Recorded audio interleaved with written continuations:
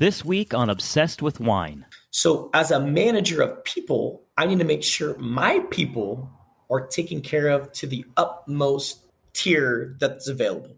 If I take care of my people as a manager, thus they will take care of everything else. So if I give everything I got to my people and make sure they're taken care of, that'll shine through.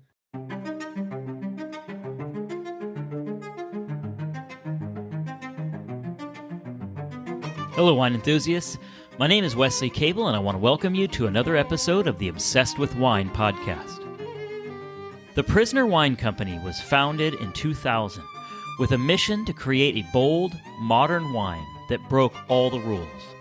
The Prisoner Red Blend, a mix of Zinfandel, Cabernet Sauvignon, Syrah, and Petite Sirah, was the first wine produced by the Prisoner Wine Company. This California-style red blend quickly became popular for its fruit-forward taste and unconventional label design. The Prisoner Wine Company was purchased by Constellation Brands in 2010 and continues to produce high-quality wines that are enjoyed by wine lovers around the world. Prisoner Wine Company's commitment to the guest experience has earned them a reputation as one of the top producers of California wines. I sat down with Andrew Schneider, Assistant Tasting Lounge Manager at the Prisoner Wine Company, to learn more about the history of this iconic wine brand. So grab a glass of your favorite wine. It's time for Obsessed with Wine.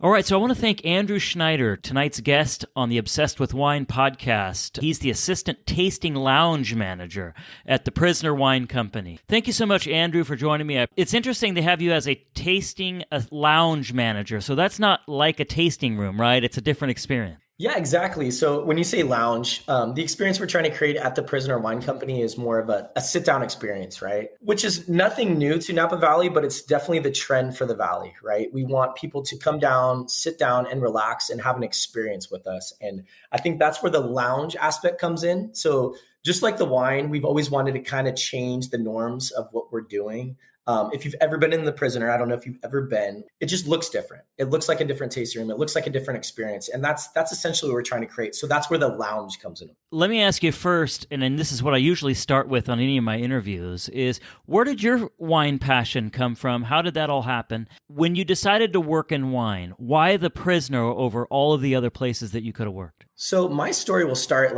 we can start with hospitality in general. I mean, I think that's the most general way you can explain it, like where my story starts. I went to school at Chico State. I went for resort and lodging management was my umbrella there. And I started in hotels. Hotels was what I really got my love. I just love talking to people. I loved interacting. That was my first start. So I got into this little hotel chain called Oxford Suites in Chico, and that segued into the Ritz Carlton.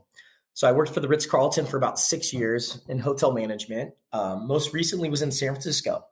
I was in San Francisco for about 3 years. And that's where I finally started getting my love for wine. Being in North Beach and kind of being around all the great Italian food and Chianti and all this really fun stuff is where I started getting my nose into wine, to be completely honest. And then how the Prisoner came about, I literally got headhunted for a hospitality gig, and I didn't really know what the Prisoner was. All I know is I was gifted a bottle of wine when I moved into my house in Berkeley from somebody, and I saw the label, and it really invoked this like, whoa, this is awesome. The wine is great. Like how a lot of people get involved with Prisoner, they see the label and they're like, wow, what is this? And it kind of sparks that creativity in your mind. I was like, this is awesome. Like, what wine is this? And so when they came knocking on the door, I thought it was a small little winery in Napa. I had no clue their affiliations with whatever, right? So I took the call with a recruiter and they go, hey, we're starting a new wine, or like not a new wine, we're starting a new hospitality program. Would you like to be a part of that? And I was like, yeah, that'd be really cool. My parents retired here 10 years ago. So I was in Napa. So I kind of got that love for wine as well. And that kind of sparked my creativity into being transitioning from hospitality, especially from the Ritz-Carlton, really high-end hospitality to wine. And I jumped on the opportunity and I have I'm here since. So it's been about 4 years now. So are there any parallels between working for the Ritz Carlton and working for Prisoner as far as just hospitality is concerned? Is there any similarities there? There is. And the baseline I always think about, we're taking care of somebody at the end of the day, right? Someone's coming here for a certain thing, whether it's your head's in your bed, right? At the Ritz Carlton, you're staying the night, you're enjoying the experience. They really eat, breathe hospitality there, and they really ingrain that into yourself. So when it came time to like take this gig, like, yeah, I didn't know wine, right? I had no clue about wine. I didn't know the first thing about wine, but I knew hospitality and I knew how to hire people and I knew like what people wanted. So that's what I could always put in my back pocket and use as my tool when it came time to get into wine was like, hey, I'm doing the same thing I am in a hotel as I would be with wine. The best part about wine is people are here to drink. And the best part about that is, as you know, you drink a lot of wine, Wesley. I'm sure I can see all your wine in the back. Is that people are hanging out and they're enjoying wine. So I can pour them wine and they're going to like that. They're already here for a commodity. Same like the Ritz-Carlton, you're here for a commodity. They know they're going to go there and get taken care of. Well, that's what I'm trying to instill with what we have here is you're going here, you're going to take care of, you're going to have a great experience, you're going to enjoy some really nice wine. So we already have a leg up. So that's what I've taken from the Ritz-Carlton experience and put it into wine. The Prisoner obviously has a long story and a long history, the company itself. So can you just tell, for those people who had an experience like yours, and mine is almost exactly the same as yours, we exchanged wine for Christmas with a family member, and they gave us a bottle of Prisoner. And I didn't know what it was at the time, and I was just looking at it like you, and I said, wow, this is a really cool label. It's interesting. And I didn't know anything about how much the wine cost. I didn't know anything about it. And I drank it and I was thinking, wow, this is a really good wine. So then I wanted to know more about it. And that's kind of how my Prisoner story happened. So can you just tell for people who don't know the history, like how did everything all come about and what are you guys doing now? Well, first I want to start off with, when I talk to people about this brand, they're so passionate about this brand. They all have a story, like you're saying, Wesley, which is really cool. It's like, yeah, I was given this bottle of wine. I enjoyed it. And they remember a story about it. And that's when I first got in the tasting room. For the past 4 years, my favorite thing has been hearing people's stories. Where did I get this wine? How'd you consume this wine? Oh, well, this is the first one we had at our anniversary. This was the wine we had here. And it's a cult-like wine. It really is. And it's completely changed the game of like premium red blends. So it's really cool to kind of see that niche that it's created over the years. Since 98 until now. It's been so fun to kind of see the brand evolve and change. But from that aspect, I can tell you the full timeline. What's really cool about the Prisoner Wine Company, it's comprised of like a family of brands, if that makes sense. But the story really, really includes the first wine, the one we're talking about, right? The one we're so passionate about is the inaugural wine. It's the Prisoner Red Blend, which was first created in 1998. The founding winemaker made this wine as a single variety. Like a lot of Napa Valley's very single winery expressions of wine, right? You have cab from this vineyard here. Well, our founding winemaker wanted to kind of put that on its head and completely change what they were doing for Napa. What's really cool about what they did was they took Zinfandel, right? And they blended with Cab, Petite Sirah, Syrah, and Charbonneau. Have you ever had Charbonneau before? Not on its own, no. Yeah, so it's a very interesting varietal. And a lot of people would dispute where Charbonneau came from, right? Italy, France. Everything I've known has come from Italy. Predominantly grown as a variety in Argentina as Bernarda. But the coolest thing about it, it's a very thick-skinned grape. It's typically the last grape you choose out of harvest. And he put that in there and really makes like this bold structure to it, but has like it's big, heavy wine, but it's like smooth tannins. And he put that in there too as well. So now you're talking about a wine that has Zinfandel Cab, Petite Sirah, Syrah, and this grape that no one knows about in California, Charbonneau. You're like, wow, I'm going to make a red blend out of this. So the expression of just changing up what everyone's thinking and making a wine like that is really cool. And getting lesser known varieties from Italian immigrants is really cool as well, right? That's such a story for Napa Valley. If people don't really talk about, like, why is there so much Italian food in Napa Valley? Well, a lot of the immigrants that were settling Napa, that's what they did is they came here, they brought their culture over, they brought their winemaking practices, and they started making wine out of it, which is really fun. And I feel like our founding winemaker really decided to go that route with that. And a lot of people, the number one question a lot of people ask, and I'm sure you're going to ask this too, Wesley, is the label, right? The label is probably the number one question, or where does the name come from?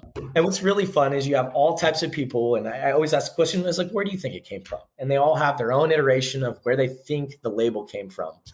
Inspiration really came from a really awesome etching from Francisco de Goya from 1867. De Goya was a Spanish artist at that time, and he was making really groundbreaking art, because if you think about his whole portfolio of artwork at the time was called The Disasters of War. So he was literally on the battlefield etching, I guess you could say, paintings and sending them back home to the royal family to be looked upon. So if you think about it like that, and the way we're making the wine and the style of the wine, he was really drawn to like the mysterious and captivating qualities of the etching to make sure it was different from everything else that anyone was doing in Napa, which is awesome. When I think about the heritage and like where all the wine comes from, all the different growers that make this wine, it's really, it's a reflection and an ambition of what he was doing to take that wine to where it is, and the bold thinking to make that happen. And the way we're still taking that wine and pushing it today is really cool to see. And that's what the Prisoner really represents, is like, we are a blending house that is taking, really fun grapes from all around Napa and making into blends, right? And we're trying to continue to make that heritage today. So quick question, is the Prisoner blend still the same blend? Meaning, is it the same combination it always was, or does that change? Yeah, and that's a big question a lot of people ask. And yes, it is predominantly, if that makes sense, because every vintage changes just like any wine, right? The difference between being a blend is we're always trying to go for that quality and profile that we're looking for. And that's why our winemaking team, Chrissy Whitman and her staff, our director of winemaking, do an amazing job with trying to not only work with all the vineyards they're getting their wine from, but making that profile and getting that. Say you drank a bottle in 98, right? If you were so lucky to have one of the founding winemakers in 98, they're trying to make that same profile today. And that's a hard thing to do. You have loyal followers, right? So how do I make that same wine I was producing back then today? And it's such an amazing job that they do to go out, craft that together, work really hard with the growers, taste an amazing amount of different samples from all over the place to make that wine that's similar to these people that have been following this wine for so long and enjoying, do the same thing. And I think they do an amazing job. I can't say how much I've seen her staff work with us and just bringing their story to life. Because again, wine, it starts in the vineyard, we put it in the bottle, and there's so much that goes in between that, right? And that's the cool thing about wine, is it's not just in the bottle. It's a poetry, right? It's an art. And that's the biggest thing we try to tell people about the Prisoner, is like, just like the art was on the label, there's an amazing amount of art that we're making with wine, regardless of what wine they're making, right? And they're painting a canvas just like we would be, tasting the wine and make sure the profile's right. So that's the question that we're trying as best as we can. And to finish that question too, Wesley, is that it's predominantly Zinfandel, and that percentage changes, right? So Zinfandel makes up the bulk of the wine, but you also have Cab in that wine. You have Petite Sirah, Syrah, and Charbonneau, and that builds up the wine. But Zinfandel is the predominant grape in there. And that's so different for wine produced, especially in Napa Valley, right? Everyone's ripping out plants to make Cab. Let's be honest. That's the predominant grape in Napa Valley. So to be a Zinfandel blended house in Napa is just different. It's going against the grain. Moving on from the original winemaker to now. So it's owned now by Constellation, was purchased when? In 2014. And so what are you guys doing now with the brand and everything? I heard you say earlier that it was, it's kind of a family of brand or wines now. So what's going on with it now? Yeah, it's really cool to see where Prisoner has started and where we're going now. Again, we've worked so hard with our brand team, and Bookie is someone you'll hear about with our brand team in the future. She's just a rock star of how she's taken the brand and pushed it to where we are now. So the Prisoner started off, again, as that singular red blend variety. It's been pushed by other brands, but how Constellation has really taken it is it's been a mission statement to make it, again, a portfolio of wines. So you have your Prisoner, you have your red blend, you have your Pinot, you have your Chardonnay, and you have your Cab. That rounds out the Prisoner portfolio, okay? And the biggest reason there was to have some more brand recognition. When people go and they want to shop for the Prisoner, they love the Prisoner, they can see that on the shelf and know that's a Prisoner product. So a big thing we were looking at is, how do we make ourselves stand out a little bit more? We already have this amazing polarizing image, right? So if you can see that image on the shelf in different brands, in different varietals, that'll pull you into that. and pull you back into the brand. So again, everything we're trying to do is build that brand recognition. So with that, we also have another brand called Saldo, which Saldo has been an amazing brand for us. Started off as a California Zinfandel, sourced from some really nice Zinfandel places throughout California. And that has had a really loyal following. Again, not as much as The Prisoner, but people that drink that wine absolutely love it. They talk to us about it and they love the label. And I can kind of start with the label and what it means. Everyone's like, what's Saldo mean, right? Well, saldo, which we have come to say, it means to join, to weld, right, in Italian. So it's an Italian verb. So if you're getting a California wine, you're sourcing from different vineyards, right? So I'm grabbing wine from Lodi. I'm grabbing wine from like Dry Creek, really, really nice Zinfandel houses. And I am blending a wine to make a California Zinfandel. And that's where Saldo kind of comes from. So it's kind of like the exploratory brand. And in the future, we're going to do some really fun things and exploring, different regions of the world, really fun winemaking regions to produce wine so people can come to The Prisoner, but also the Saldo side of things and try and taste things from all over the world, whether that's California, right, local, whether it's, Australia, some fun, potentially some wines from there, Spain, France, whatever that's like, Wesley, it's that's the exploratory brand, which is really fun to see. So I'm really excited about that brand and it's exploring. So right now in that portfolio, we have the Saldo, which is the initial, it's the red label. If anyone's ever seen it, kind of has a dynamite label on it, right? That's the Zinfandel brand. So the red label is Zinfandel. We also have a Petite Sirah red blend. It's about 70% Petite Sirah. And then that is our blue label. So a little bit bigger, bolder, has more shoulders on it, but that's a really fun wine. And then we also have a Chenin Blanc. And then we're releasing let's say it, I'm going to say it, a white Zinfandel on the Saldo label. Again, going against the grain, producing a really fun wine, but it is a white Zinfandel. So it's a Zinfandel-based, rosé. You're going to see it just have that rosé color, but it's a white Zinfandel. And it's something, again, we're just trying to do things that is just unfamiliar and changing up the way people have a perspective on wine, because white Zinfandel's always had kind of a negative connotation to that, but we want to flip that. So let me ask you real quick about the label. So the Saldo label, it looks like it was made with a label maker like that people used to use back in the day. So yeah, and it's still that way. So what's the story on that? And that's really the only thing on the bottle, right? That's all you put on there. There's nothing else on there. It's been really fun to see that label because people ask about it all the time. And as the story goes, that was a dynamite label maker that was created to make the Saldo.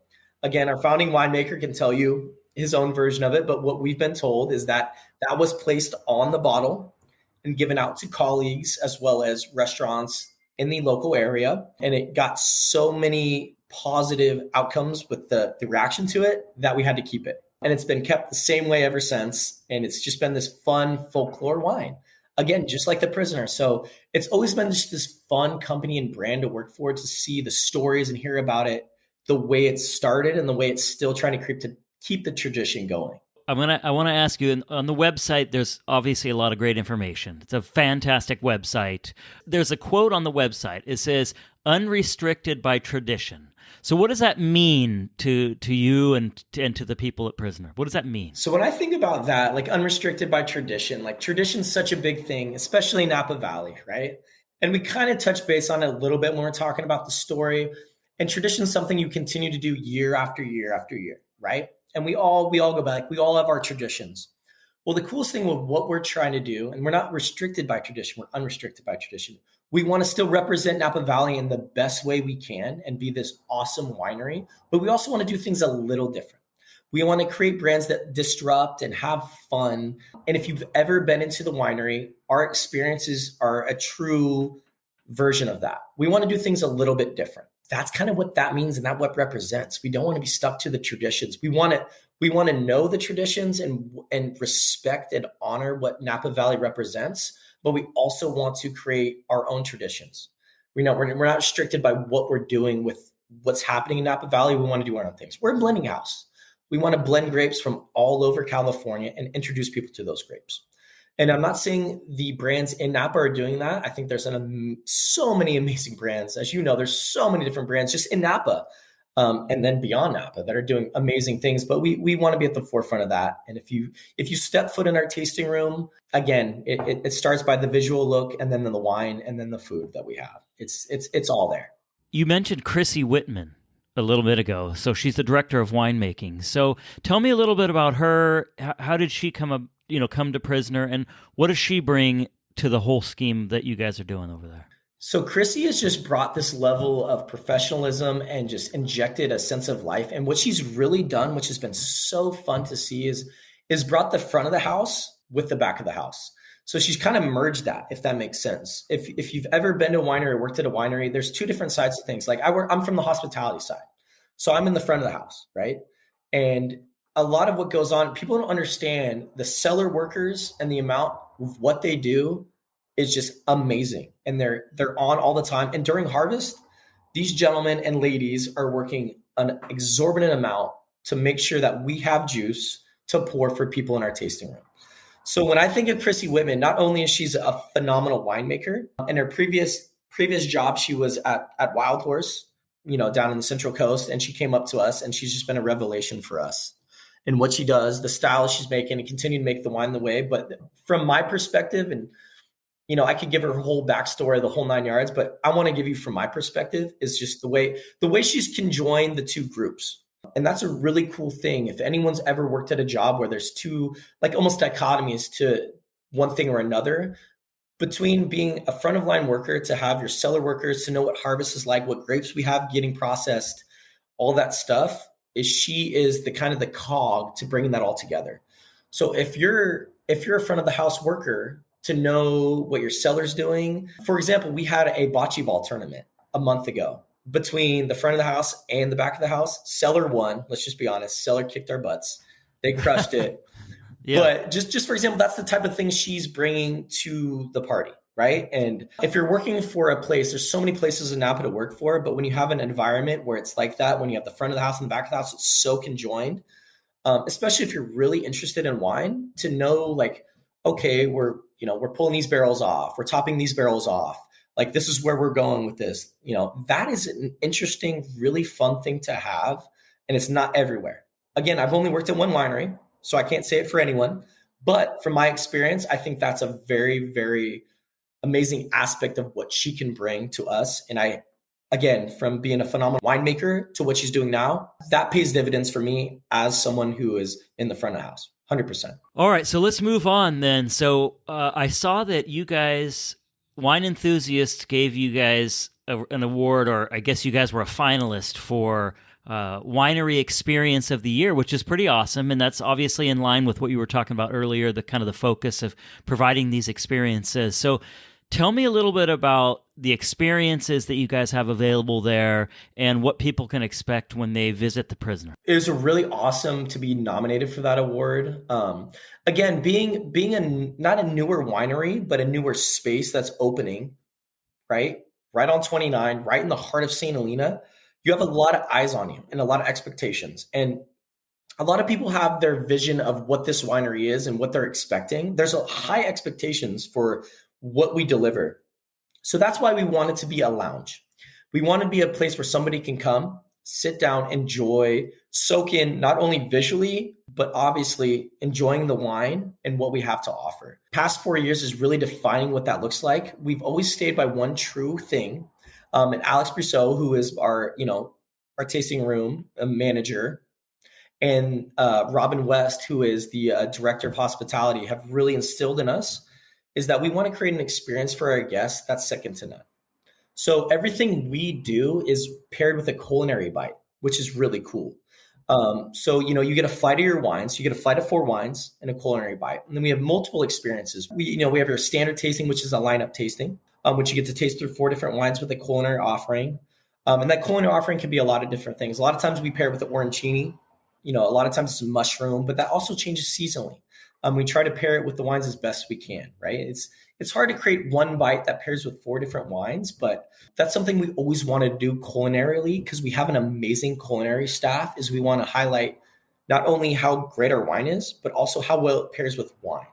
So that's something we do, and that kind of segues into our next experience we have. We have a wine and food pairing that we do. So now it's 3 bites. And we pair it with 3 different wines, 4 different wines, kind of, because we do have an arrival wine. And we try to, pair that wine, not to be precise as much, but to really exemplify what this wine can do. And that's one thing, if you've ever talked to anyone that's drank the Prisoner, is the red blend really pairs well with an amazing amount of food, right? We can always pair wine with food, right? By altering the food, obviously, but it's very rare that a wine you can take to a dinner party. Say, I gave you a bottle of wine. I'm like, this wine potentially will go really well with whatever you're eating. That's rare, right? It's a very complex wine with the Zinfandel and the Cab, different structures to it, and brings out different things in the food and obviously in the wine, right? And depending on the heat or the acid or the salt that we got going on there. And so that's really fun to see our programs kind of change and grow over time, is that our 3-bite that we have right now really goes so well with our wine. It's really fun. Like I'm saying, Brett Young, what he does is an amazing job. He is the executive chef of the Prisoner Wine Company, and his staff, and Leland Gardner is his sous chef. Those two have just created an amazing program for us. It's just amazing. It's really fun to represent those 2 gentlemen, especially in what they're doing in the kitchen. But we also have like a dim sum experience on Saturday. What other winery is doing dim sum, full blown dim sum, traditional style in the basket, in Napa Valley? I mean, it's very rare to see that type of experience. We also have our Salvo Lunch, which is a full blown lunch experience that we have going on, where you get to taste their 3 different bites, and it's paired with Mediterranean food. You got a short rib kofta, you have in-house tzatziki sauce, hummus, eggplant dip, the whole 9 yards, all made in-house by us. Flatbread, all pita, all made in-house by us. So that's one of the things that really separates us, I think, from a lot of experiences. And that's why we've been nominated for that, is not only do we make phenomenal wines, but our food matches the wines, and it really exemplifies what we're trying to do. So I also saw something on the website about some kind of house DJ and wine, which I was floored when I saw that, because like you said, it's not traditional. So tell me about that. And it's been really fun to see that come to life, as well as I'm a big music fan. If our viewers can't see behind me, but I have a bunch of records on my wall right now. I saw that, yeah. Music is one of those things, and it's very similar to wine. You remember when you hear a certain song or where you were, right? It's the same thing with wine. You remember when you drank this wine or where I was, and I think there's a lot of the symmetry between wine and music. And we've been pushing for a long time to get some sort of music element with whatever we're doing. And we thought Sunday would be a great day to have a quote unquote Sunday fun day experience, where you can come and enjoy some live music. Right now we have a DJ. We've had it for the past 2 weekends currently. And it's an experience where you can sit down, enjoy 3 different wines with a Detroit style pizza. I don't know if you've ever had Detroit style pizza before. It's kind of like an airy version of like a deep dish pizza with sauce on top and cheese. That's the crust. So that experience has been really cool. People just want to come for the pizza itself. Like regardless, the pizza is amazing. So we do pizza with that. That's paired with the 3 different wines, and then a DJ. And we have, amazing DJs that come from San Francisco, whether they're Napa local or whatever, to really just have fun with whoever's there. Right. At the end of the day, we're only trying to have fun. This is the experience. We're drinking wine in Napa. If we can elevate that with a little music, why not? Right. And why not? We can say why not as a cliche, right? It's one of those things. Yeah. So when people who work in Napa at some more of the traditional places, right, where they don't do these things, like, what do they say to you when you say, hey, I work at Prisoner, we do these things? Are they receptive to it, or are people like, well, that doesn't belong here kind of thing? I feel like there will always be the groups that, like, anytime you're trying to change the mindset of a place, there's always going to be pushback to that, right? And that goes back to the founding winemaker of going, I'm going to completely change the concepts and the thought process of what Napa Valley is doing, and I'm going to do it my way. And we're not trying to disrupt what they're doing. We respect and love what others are doing, but we want to do it our way, Wesley. We want to make our experiences seem that these are different, but they're also the fundamental values of what the traditional places are doing. You're here to drink wine in a fun setting. We're just doing it a little different. You know what I mean? And the difference is hey, we want to bring in a DJ, we want to do wine a little different, that's okay. But we will always respect what other people think and have to say. And I will always respect single variety, single vineyard wines. Those are amazing. And that's what Napa, like, yeah, there's a great essence of what Napa Valley is, but that's also what we're stuck in sometimes. We're stuck in the, the mindset of this is all it is. Well, no, we are this small but mighty valley with a lot of different thought processes. Like, let's enjoy everyone's thought process. So we're not trying to take away from other people. We're just trying to create something different. And that's what I love about this brand. I love about what it represents, and I love about how we're trying to do that. Of all these experiences, and they sound awesome, is it hard to get in for a tasting? I mean, what's the line looking like as far as making reservations? Is it hard to get in? You know what's interesting about Napa in general is, as you probably know, is everything's kind of gone to that reservation only, right? Whether and we could talk to we're blue in the face about staffing, about COVID, all these things, and I think it's all a representation of everything. But at the fundamental values of it, I think what we really want to do is make sure that anyone that comes through that door is really, really taken care of, regardless of what it is. So I would say, yes, on a weekend, it's hard to get into a lot of Napa Valley wineries, and ours included. Being a popular brand with a lot of things going on, it is. So we always recommend to everyone, please book ahead. Please, make those reservations and be there. What's cool about our winery and what I really enjoy and what we've been able to do is, again, we're trying to break the rules a little bit. We do wine by the glass.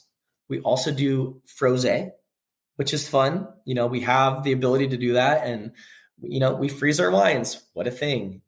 It's become a thing over time. But yes, it's hot out in summer. Let's drink some frozen wine, right? Those are the two of the things we've tried to do. If someone does come walking up to our property, if we can take them, we would love to take them. Talk about our story a little bit if we have time, and have them pour some wine, because I would love for you to, if you've ever been there, and I can never stop saying this, come check it out and look around. It's just different. Again, it's just different from everything we're doing. Whether that's what you want or whether it's not, it's just different and it's fun. So I've got a couple hospitality questions before I want to dive deep into these wines for a second. But just for people who don't know, how much wine do you guys pour on a weekend? I mean, how many cases do you go through? Do you have any idea? Goodness, that's a great question. I should have an idea because I'm the one writing it off. And my boss is probably, if he hears this, is like, yeah, you should have an idea. But it's a good amount. And again, it changes week to week. How much we're pouring. The only reason I ask is because I don't think people realize how much wine you actually go through on a weekend or like on a Saturday. Well, I mean, Wesley, we can try a little math if you want to try. If you think about it, if you are a patron of the winery and there we see 300 people on a Saturday, right? Or more, that's just a ballpark number. And you're getting 4 pours of about an ounce to an ounce and a half of wine, right? There's about 25 ounces in a bottle of wine. Sum up that math. It's a really good amount, right? So, not that we're overindulging people in what they're drinking, but the masses, they come and, you're drinking for 1 to 1.5 ounces of wine times whoever's with you. It's a lot. So you're right. It's a lot. And I don't think people understand, everyone thinks of wine tastings like, yeah, we're tasting. Well, if you're 300 people, and worse, on that spectrum, you've probably interviewed people that have 2,000 people at their winery. I mean, we could go think about it. So like that aspect, yeah, we're smaller considered against some of these people that have so many people that come through and they're pouring wine. At the end of the day, we want to make sure that we're being honorable, respectful, and lawful of what we're pouring and how much we're pouring. But at the same time, if you're seeing 300 people, it's inevitable that we are pouring through a lot of wine. So you personally, Andrew, what is your favorite prisoner wine and why is it your favorite? Yeah, right now I am enjoying the Chenin Blanc off the Salvo brand right now. It's aged in stainless steel. It's this bright, fun, refreshing wine, and it's perfect for summertime. Close behind that would probably be our Pinot. We have a Sonoma Coast Pinot Noir. Those are probably the 2 wines I'm really enjoying right now. And just, again, summertime, you want to drink the lighter styles. I'm not drinking, let's just be honest. I'm not drinking my Petite Sirah red blend right now in the middle of summer. I'm drinking my Chenin Blanc. That's bright, light, lovely, just fun to drink. And it's easy to drink, right? And rosé. A lot of people hate on rosé, Wesley, but I don't understand it. It's just easy. It's fun. It's bright. It's just got all the really fun strawberry watermelon notes. And so we have a really nice rosé, which people don't understand. It is winery exclusive, but we have a great rosé of Grenache right now that I'm absolutely loving as well, which we make frosé out of. We make frosé out of both Chenin and our Syndrome rosé. So you mentioned that frosé a second ago. So, and you said it's popular, which I can imagine it is, and other wineries do it. So I've heard of it, but I've never had one. But so is that popular? It is. So okay, so let's just set the scene for the people listening, right? If you're sitting outside in 90-degree weather, do you want to drink a cab, or would you love to drink a Chenin Blanc frozen wine cocktail with a sparkling wine floater? You tell me. That's just saying, like, it's 100 degrees out, hot. This is cool, refreshing, bright, fun. Little bit of, it's hard to. I'm trying to build the picture for the viewers. Like, bright, fun, cold, chill. Imagine adult slushy. That's what I'm trying to get at. Imagine adult slushy. That's what we're doing. Again, some people will say, well, you're taking away the quality of the wine. You're putting in freezing it. We're just trying to do something fun. And there's always going to be that person that comes to a winery that just, I need something more sweet, or I don't really like your wines. Well, that's an option for them. But I can tell you this right now, even the most seasoned wine drinker will drink one of our frosés or Chenin Blanc adult slushies and be like, this is amazing. That's what we're trying. Not too sweet, has a touch of sweetness to it, but I would tell you a recipe, but I'd have to kill you, Wesley. So yeah, please don't. Yeah, I don't want that. We can't do that, man. No, I don't want that. Yeah. So let's talk about a couple of wines. So I want to go back to Prisoner just for a second. Okay. So can you tell us just a little bit about how it's made? Meaning, like, how is it fermented? How is it barrel aged? If it's aged at all, how does that all go? If you know. Well, being a blending house is always interesting, and I'll kind of just like sum them all up, not get into singular ones, because yes, we use all different types of oaks and all different types of methods. But being a blending house, we source. I don't know what the exact number is, but over 150 different growers throughout California. A good amount of those are in Napa. Shout out Jan Kappenmeyer, who is our vineyard relations lady, who does an amazing job. So who any out there is listening, Jan Kappenmeyer and what she does for our relations team and getting to know these growers and these small family growers that continue to produce fruit for us. We love you and thank you so much, because you are the lifeblood of what we do. So to continue on that is we source our grapes, Wesley, which is, everyone's like, well, you don't have your single varietals, you don't necessarily know where you're getting. We do know where you're getting our fruit from. And that's really cool. We have these growers come in and we treat them like family. We treat them exactly like how we do staff. And a lot of people go, well, you're a big brand, you do this. Well, we have these small growers that we support and love, and we treat them like family, right? So that's kind of where it starts. It starts in the vineyard. We pull your grapes, we make our wines out of it. When it comes to the aging process, we use all different types of oak: American, Hungarian, French oak, and depending on the wine and the style of the wine we're trying to produce, we'll use those oak to exemplify what we have of what we sourced. The Prisoner itself, you might get a little bit of French, you might get a little Hungarian, depending on the style and the way they're trying to produce that wine. Chenin Blanc, we don't use any oak.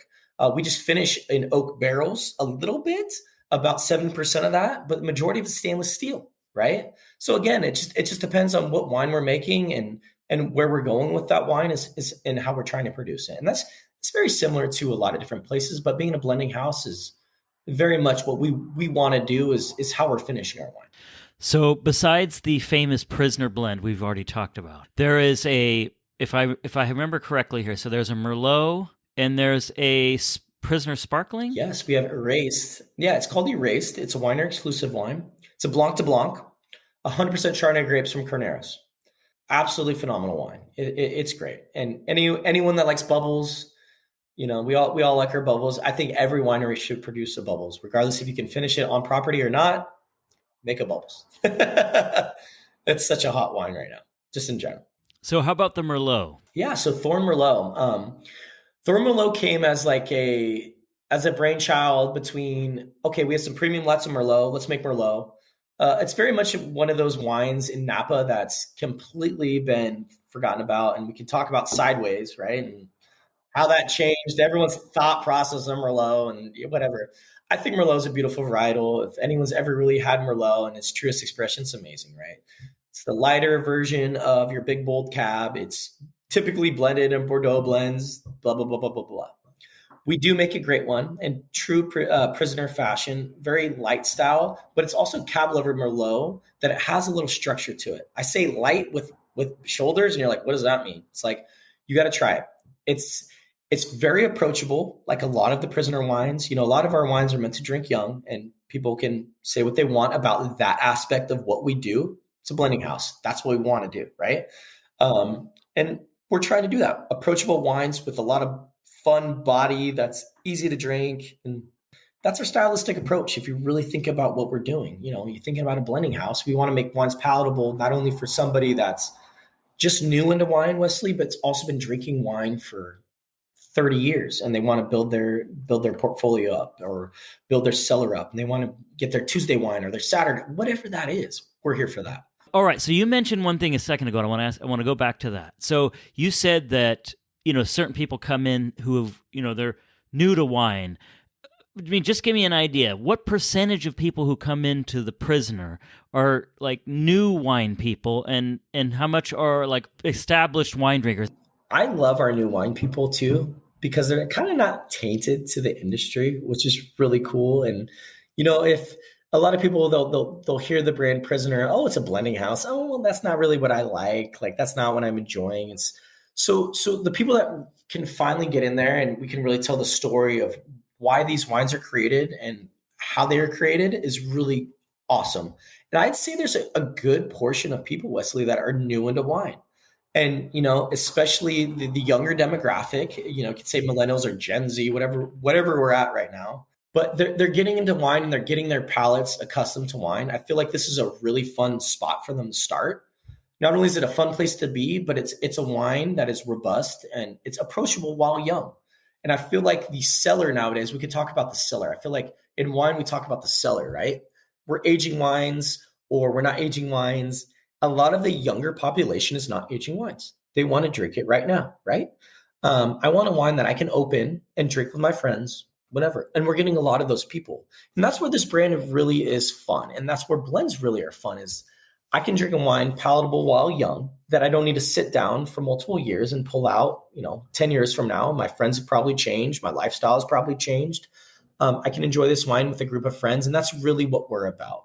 Enjoying wine with friends, food, music, whatever that is. And we really, really honor the newer wine drinker, but we also really, really honor the people that have been with Prisoner that have created that cult-like following. And also the people that are really, really astute with wine, that we change their perspective of what a blending house can do, right? So there's just such a fun range of what the Prisoner can do. And that's why I really love the brand. And I've really enjoyed being a part of the brand and getting to know the wine industry myself from multiple perspectives, but seeing where this brand is going. So when somebody comes in, and I know it happens, and they say, I only drink this. What do you say to somebody like that? Because I'm not like that, because I like everything. And like you were talking about, I like things that I've never had. So I love trying stuff I've never had before. But I know there's a lot of people who say, I only drink this. I don't drink anything else. What do you say to those people to maybe turn them on to the Prisoner? Well, so for example, I feel like rosé is a big thing. And there's like a bravado about, I don't drink rosé. I'm this manly man, blah, blah, blah. I'm like, well, do you like red wine? And they're like, of course I like red wine, blah, blah, blah, blah. That's what I like. Well, try this. Tell me what you think. Don't even look at the color. Like if there was a bagger on this wine glass and you drank it, tell me what you would think. You couldn't imagine yourself while you're making a steak in the backyard, waiting to drink your red wine. You couldn't enjoy a little rosé. And they drink it and they go, you're absolutely right. And I tell them, guess what this was made with? Red wine grapes. And it always just astonishes me. Or like you always get the Chardonnay drinker, right? Like, I don't like Chardonnay, or not the Chardonnay drinker. I don't like Chardonnay. And you'll pour him a glass of white wine. I won't tell them what it is. I'm just like, drink that. What do you think of that? Oh, I like this. That's Chardonnay. And I feel like, and that's such a subjective thing in wine, right? You're like, if I start talking about how good this wine is, someone's going to start thinking in their head, or like say I give wine notes. Oh, dark, black cherry, blah, blah, blah, blah, whatever that is. And there you go. Oh yeah, I get that. It's such a thing as like, if I'm giving you thought process of how it is, you start thinking that until you build your own perspective and your own palate, it completely changes. And that's what I love about wine is like, it's so funny how you can like call that, oh yeah, do you get, you get licorice in that? They'll go, yes, I get licorice in that. You're like, there's no licorice in that at all. You know what I mean? It's like one of those things. So it's such a great question that you asked that I love that question. It's like, well, yeah, no, Chardonnay. They go, what? That was Chardonnay? Just completely changes their mindset, which is fun. It's really fun to see. It is. Yeah. Yeah. So if you could do me a favor, just touch on for a second the Unshackled brand that you guys, like I was telling you earlier, I know a lot of people and they talk about it and they say, oh, I love those wines. So can you tell me just a bit about those? Yeah, so Unshackled has been a great partnership we've done with not only just the Prisoner brand, but also with like, if you're new into drinking wine, Unshackled is a great starting point to get your feet wet into what these wines represent and what the brand represents. So it is a place to start to drink wine that represents this fun blending house. Like, again, we have a red blend, we have Sauvignon Blanc, we have bubbles, both, Brut and Rosé. It's like, so from that perspective, if you're getting into Prisoner wines, and that's more of your price perspective, it's an amazing spot to start. Because if like myself, I can't afford all of the Prisoner portfolio, but I can afford the Unshackled wines, and they represent exactly what this brand is about. Man, as you grow throughout your portfolio of wines, you'll eventually get to a place where, yes, I love Unshackled. That is the wine I love, and then I'll eventually get into the Prisoner. And that's our thought process behind it. We don't pour it in the tasting room. It's out on the market, but we've had so much success with it. It's been an amazing brand, and we'd love to see where it's going in the future. That's Unshackled. It's just a great starting point to get into the portfolio of Prisoner, 100%. So to finish up here, I've got 5 questions for you, just quick questions. So where does Andrew go wine tasting besides Prisoner? I have this affinity for Dry Creek Zinfandel. And there's a small producer. I don't even want to know if I want to say it on your podcast, but I guess I will. And a lot of my previous tasting room staff will attest to this, but Talty Dry Creek Zinfandel is some of my favorite wine I've ever had. And he is a small producer in Dry Creek. He does everything from producing in the vineyard to producing the wine to being the hospitality. That's where I go tasting.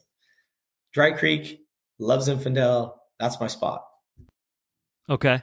Another question is kind of a selfish one on my part, but so I have this wine podcast, right? And I release episodes every week. So there's a question about, am I considered industry or am I not considered industry? So at the Prisoner, if I walked in there, not expecting anything for free, no, I'm not saying that, but am I considered industry or not? Would you drop me your card? Sure. So I'm not trying to laugh at you at all, Wesley. It's one of those things that everyone I'm sure you get this all the time. Hey, so I do this in wine. Yeah. And you've probably heard this exact answer before in the past. It depends on the winery. It really does. And it's such a gray area. Like, since you know me, you'd be taken care of. But at the same time, it's like, you're a wine podcast and you're representing our brand. Like, yeah, you represent our brand. You're 100% industry. But if you're just random walking in, we really, and this is the hard thing. We really want to represent the people that work in the industry, in the tasting rooms, in the vineyard, whatever that is, whether it's Napa. And I know some wineries do, like, say, Oregon or Washington. So I don't know if you would be considered industry. My property, I would take care of you. You would be, but not everywhere. Not everywhere. And if some random person gives me their card and says, "Hey, I'm in, I have a wine podcast," it's kind of hard, right? Yeah, no, I understand. I just thought it'd be interesting to ask you. So I want to know why you're not in wine, Wesley. That's my question for you. You need to get into the wine industry with us on the front lines. It's a long story. So, all right. So I got a question. If you weren't working in wine, what would you be doing right now? Goodness, probably something with people. Again, I'd probably am in some sales gig. I love the aspect of talking to people. And let's just be completely honest. Sales offer the best opportunity to, monetarily at least, to do that. But at the same time, my world's not about that. I really enjoy talking to people. I really enjoy building relationships. When people ask me what I do for a living, I say I build relationships. And that's what I do. I love to see people coming back to, whether it's my winery, my house, whatever that is, enjoying themselves. It'd be something in relationship building, to be completely honest. And that's such a broad umbrella of what we can do as humans, right? As this world needs a little bit more of that, I think. That's a whole nother podcast, right? Of loving each other and enjoying each other's company. And that's why these type of things that we're doing, like talking virtually like this and talking about what we love to do and our passions are awesome. That's why podcasts rule. So that's what I would do. And I think you're doing a great job with just exemplifying that fact of you found a passion for something and you're talking to people about it. So maybe I'd be in your seat. All right. So as an assistant tasting lounge manager, right now, I'm sure there's so many things you do that we have no idea that you do. So what are some of the hardest things you have to do as assistant tasting lounge manager? You know what's so interesting about that question is, like, in management in general, we get so caught up in the thought process of, like, I'm messaging and talking to these people and building relationships. And you've probably had this answer before. It's like, oh yeah, people don't know what I do. Well, I know what I do. I need to make sure at the end of the day, the most important asset of any company is the people, right? So as a manager of people, I need to make sure my people are taken care of to the utmost tier that's available. If I take care of my people as a manager, thus they will take care of everything else. So if I give everything I got to my people and make sure they're taken care of, that'll shine through taking care of staff, making sure they're happy to come to work, especially in today's society. We could talk about COVID, right? Like, goodness gracious, like, why would you want to come to work? The world's ending, blah, blah, blah. Well, I want my staff to come to work because they enjoy coming to work. If you enjoy coming to work, you will love being on the floor. You will love the people that come in. And again, it's hospitality, Wesley. We deal with so many different people from all over the place. And there's certain people that have this level of, whatever that is, and they have different expectations. But if you already show up to work, you've probably been at a job that you like, right? What does it make you want to do? Show up. If you're at a job that you don't like, you don't want to show up. But if you can show up for me and enjoy being at work, man, we are winning, and the rest will pay dividends. And that's it. So for me as a manager, to really answer your question, is I'm a manager of people, 100% full and foremost. I can talk to you about all the boring stuff on the back end. No, I want to make sure my staff and my bosses are happy with the level of expectations they have set, and I'm hitting those marks, whether it's financially, whatever it is. But from my perspective, I just want to make sure my staff's taken care of, and they will take care of me. And that's how I've always lived. And that's the best part about the Ritz Carlton, is they've always instilled that value in me. And I love Constellation is they've backed the ability for me to do that for my staff. 100%. So my last question for you, and you may have answered it already, so hopefully we may not go through that. So when you tell people I work for the Prisoner Wine Company, okay, what's the number one question they ask? I mean, you get everything. Oh, so you work, so is there convicts that work there? Or is this, that, or the other thing? I'm like, because the name, first and foremost, the name speaks volumes of what it is. And we're trying to break that thought process. It's literally a piece of art, just like wine. It's a piece of artwork that we're trying to create. But yeah, you get that. A lot of people ask you, like what's wine? How is it? Like, what's going on? But yeah, a lot is surrounded by the label. That label is just so, it's there and it's available and it's provocative. And you're like, what in the world is this label? And you get a lot of people asking, where does the name come from? And where does this label come from? Like, what is the thought process behind that? And that's really cool. Like, if you have somebody walking into your winery and looking at the labels and going, like, where in the world did they dream this up? And that already puts you a leg ahead of a lot of people. And yeah, I think that's probably the number one question I get. Yeah.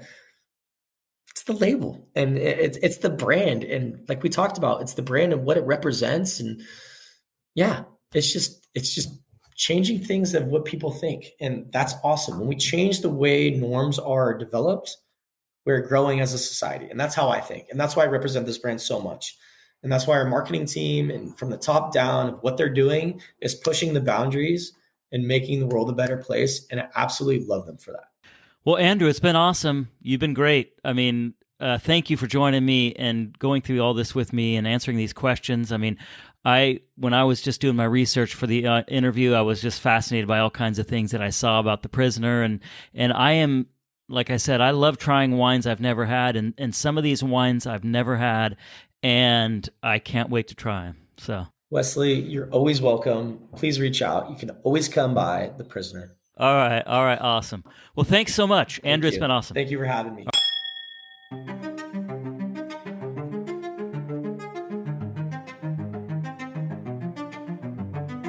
I'd like to thank Andrew Schneider for joining me on the podcast and sharing information on Prisoner Wine Company's great tasting experiences and wines. I'm impressed by the Prisoner Wine Company's philosophy of offering high-quality red blends that are approachable and affordable. I'm excited to try some of their wines myself, and I hope to visit the Prisoner Wine Company's tasting lounge very soon.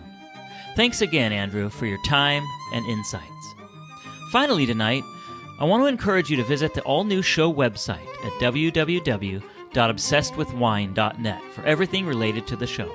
Also, don't forget to sign up for the Obsessed with Wine newsletter. Please join me next week for another new episode of the Obsessed with Wine podcast. Thank you for listening. Cheers!